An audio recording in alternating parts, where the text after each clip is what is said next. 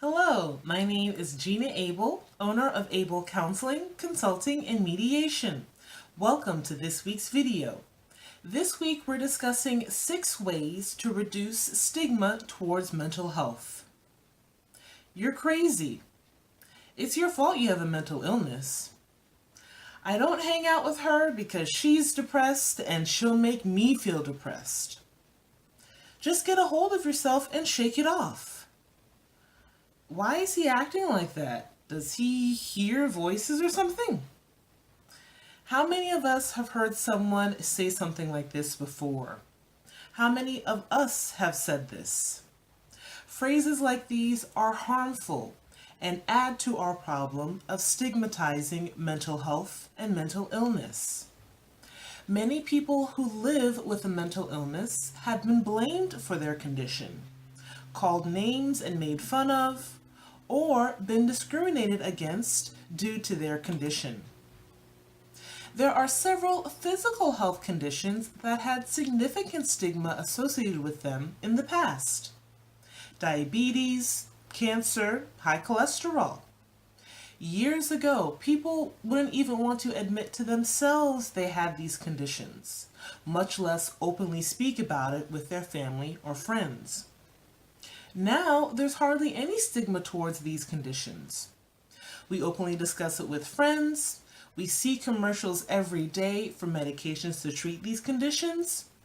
And we proudly show our support by participating in diabetes walks, openly fundraising for cancer research, and we discuss our condition as freely as we discuss the weather. Stigma towards mental illness is a strong force that causes people to feel shame, fear, and it prevents people from seeking the help they need. It's true that overall stigma towards mental illness has reduced over the years. There are steps each one of us can take to continue to reduce stigma and normalize mental health concerns. Here are a few effects of stigma. Reluctance to seek help or treatment. Lack of understanding by family, friends, and our community. Fewer opportunities for work, school, or social activities, or trouble finding housing. Bullying, physical violence, or harassment. Health insurance that doesn't adequately cover your mental health treatment. The belief that you'll never succeed at certain challenges or you can't improve your situation. Now, here are some ways we can work together towards decreasing the stigma towards mental illness and mental health. Number 1, educate yourself and others. Education is arguably the best way to help reduce stigma. The more truthful and accurate information we know about mental health, the better we can fight shame and stigma associated with it. In week 6's video, I discussed a few resources to learn more about mental health and mental illness. These resources are a great starting point for educating yourself and others about mental illness. Number 2, be conscious of language. Language is a powerful tool that can help fight stigma or worsen it. Our everyday language contains words and phrases that can actually perpetuate stigma, and we may not even realize it. Instead of saying, "Wow, that's crazy," or "the action scenes in that movie were insane," switch it up to a less stigmatizing phrase. "Wow, that's crazy" can turn into, "Wow, that's unbelievable." The action scenes in that movie were insane can be switched to the scenes were wild and unreal. Take inventory of the words you use and see if you're using phrases associated with mental illness out of their context. When you recognize their use, switch it up. Number 3, encourage equality between physical and mental health. Your mental health is just as important as your physical health. If you break a bone, you don't ignore it and hope it'll heal by the next morning. No, you take immediate action by going to a physician and getting a cast put on. Why don't we do the same with our mental health when we feel something isn't right and there's a concern? Mental illness is a disease, just like diabetes, just like heart disease, just like anemia. We regularly see our doctor to address those physical health issues, and we need to regularly see a mental health professional for mental health concerns.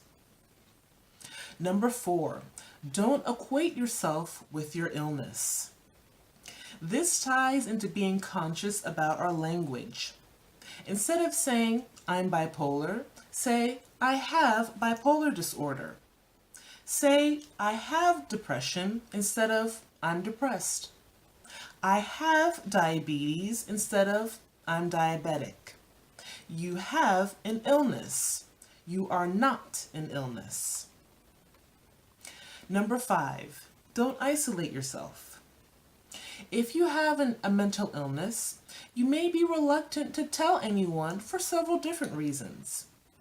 Your family, friends, and community can offer support if they know about your illness. Reach out to people you trust for the compassion, support, and understanding you need. Connecting with others who have mental illness can help you gain self-esteem and overcome destructive self-judgment. Number 6, talk openly about mental health. One of the biggest reasons there's still a large stigma towards mental health is because we don't openly discuss it. All over the media, people will openly discuss how much they owe in student loans, all of the treatment they received for a physical health condition, and how much they spent on a new car. There's no problem with discussing these, but when was the last time you heard about someone working with their therapist and their doctor to address their symptoms of depression?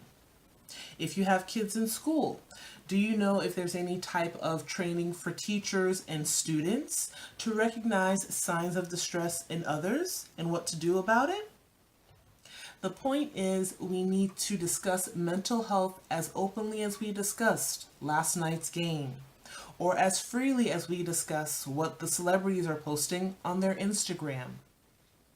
The key is, when we talk, we must listen in a non-judgmental manner and in a way to hear, learn, and understand. We all have the power to eliminate stigma towards mental health. We must increase our awareness and understanding of it, seek out and show support, and take it seriously. Mental health impacts everyone, and discussing it more makes it seem less scary and more normal. Take care of your body as well as your mind. So what do you think? What are some additional ways that we can work to reduce stigma towards mental health and mental illness? Please leave your comments below. Thank you.